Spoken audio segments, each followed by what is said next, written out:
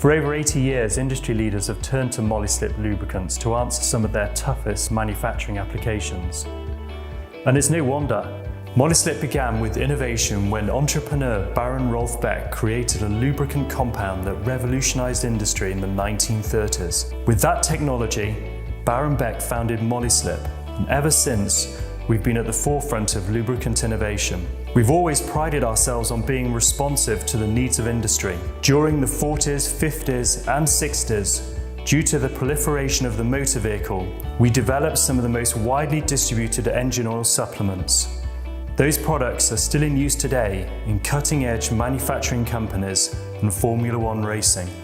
At Molyslip, our commitment to industry, and more importantly to developing the most advanced lubricant formulations on the market, has been part of the company DNA since day one. And that commitment continues today in our state-of-the-art laboratory, located at our company headquarters in the United Kingdom.